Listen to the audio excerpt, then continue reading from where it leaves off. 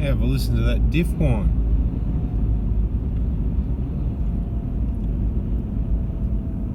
It's like a 747 just come in after landing. Heading down to the diff guy now. Let's see what he says, eh? Yeah, let's go and see Carl and see what he says. I'm not expecting much, but like, you know, you call up and you don't get hi, the business name, the name of the person or anything. It's just like really exciting. So look, I'm not expecting much, but let's see how we go. We'll have a discussion and I'll let you know. Let's have a last listen to this thing. I'll get the camera in the back again. Last long listen.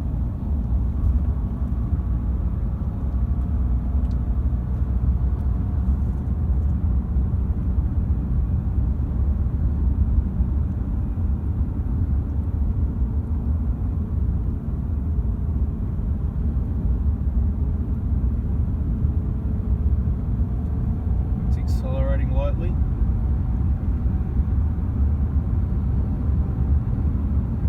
Decelerating.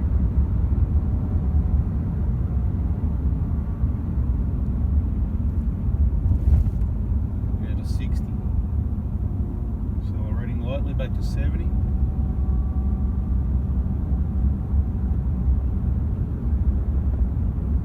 Slowing down.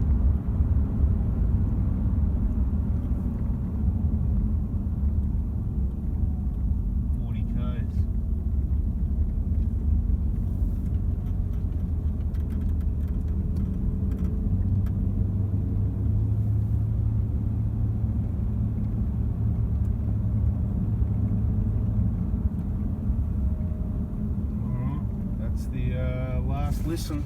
Here we are, Carl's differentials. Let's see, eh? Alright, I can only tell you what I was told and to go by, and fair's fair, I guess. So there's no warranty at all whatsoever. Warranty's 12 months. Don't care about kilometres. 12 months, that's the warranty you get, which, you know, that might be Australian consumer law, and that's maybe fair enough if you look at it that way. But you know, there's also that it should be, you know, product needs to be, you know, it's got to be sort of fair and reasonable life, whatever. So the way I work it out is, to be quite honest, is in my mind, 12 months anyway. I'll just get out of here. Look at this BMW pumping out the smoke in front of it. It's just constant. Smoke box. Back to the warranty though. Have a look at it. TC 740, 740i. BMW, just put it idle, pumping it out. And as you drive off, it seems to clear up a little bit now as it warms up, but you know. Diesels, who'd have one, eh? Unless you're full driving and that's your preference. Why would you have a diesel? Just want to show you the fuel's down to just below, well, it's below half, it's above half on the 90 litre tank, right? So there's only probably 50 litres in there. Not much water in this car. I want to show you how heavy the 120 is on the weighbridge. So you know what the real weight of things is, because I talk about how heavy it is. Okay, so with me in it, 2.66 without fuel. Okay, so 2.66, we're just in at the tip for the weighbridge, right? Fill it up with diesel, I'm on 2.8. That's why I say 2.8 every day of the week. You might be surprised by that. That's fact, you just saw it. Add the water, add the food, add the cooking gear, add the other people in the car, add the camping gear on the roof rack. Man, it gets heavy real quick. So think twice before you add too much mods to your car. We'll get back to this diff in a minute. Important info, see? Hang on a sec, let's check it on the way out, because I just offloaded some oil. So we'll see what the fact of the matter is. 2.6. That makes sense, right? Okay, 2.6 tonne. Just me and minimal fuel. There's no supplies in the car. So there you go. Quick little factor.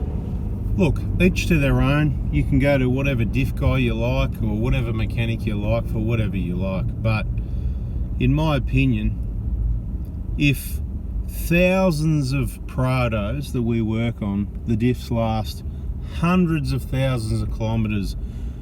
Look, I'm trying to be modest here. we've never seen a problem with a diff on a Prado that I can think of that's going bearing noise, ever, right? That I can think of in over 10 years. We specialise in Prados, right? Or in Hiluxes for that matter. You know, you get the odd pinion seal leak, and that's generally what causes work needing to be done. And that's what happened. There was a pinion seal leak. I was going to do the job, and I just thought, you know what? Here's the specialist, the diff guy. So we'll take it to the diff guy, right? It was $350. Like I said, a few years ago. It was 4 or 5 years ago. So if you think that's fair, okay, fair enough. 50,000 Ks, 60,000 Ks, something like that. I can't remember. Not a lot though. The point is, nowhere near hundreds of thousands of kilometres, right? So that's my point. Now, maybe I don't even expect it to be done for free under warranty. Maybe to be, well, yeah, you know what? That shouldn't happen. There could be a reason. Let's have a look at it. If we don't find anything, you pay for the parts and I'll do the labour, no charge, as a goodwill gesture, you know. Since it's a job that will probably take him, I think, about an hour to swap over some bearings and a diff. If he was handed the centre, that's what I'm talking about. But I clearly asked, so there's no sort of warranty assistance at all whatsoever. Yeah, that's right. So how much is it to put a bearing kit through the rear diff? $650. Now, would you pay someone $650 to do your rear diff that you've already paid $350 a few years ago, that after about 50,000 kilometres it's got a bearing whine in it that's quite bad? Well, I think we all know the answer to that one. Like I said though, each to their own. Based on the customer service, I told you I didn't expect much. You get what you expect in life, people.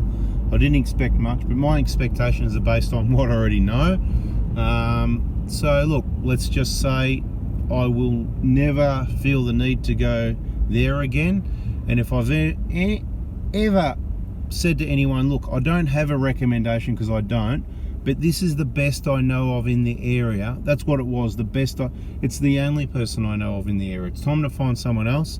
Someone has recommended a place already. I can't remember the name of it. I'll find out. We'll put it in another video. If you went there and you had trouble, sorry about that. I didn't recommend them. I didn't say go there. I said I don't really have anything. That's the best I've got. That's where I've been before. So like I said, never, my personal choice, never again. So yeah, I guess that's how it goes. But he's probably busy enough, heaps busy, that he doesn't need to worry about any more than 12 months warranty. We don't care. That's it. Doesn't matter about kilometres, you know. That's how he rolls, and that's fine. Each to their own, you know. Happy days, mate. I just want to let everybody know my thinking, my position, and where it's at. So what am I going to do? I've got a couple options. So, presuming the crown wheel and pinion are okay at 457,000 Ks, which I don't see why they wouldn't. It's probably just going to be the bearing. So what we need to do, we need to drop the oil out. So at one stage we're going to get it to one of the workshops where hopefully we don't need the hoist. I'll put on a hoist that you can have out of action for a while. We'll pull the rear diff center out. So the first thing we'll do is we'll drop the oil. Once we drop the oil, will give us a better indication of what's going on. We'll get the diff center out, and we'll maybe get a bearing kit. I think we'll end up doing this anyway. It's just putting a bearing kit through. It's not a big deal. But then on the other hand, I'm in two minds. I can pay a couple of grand and get a brand new genuine Toyota diff for it.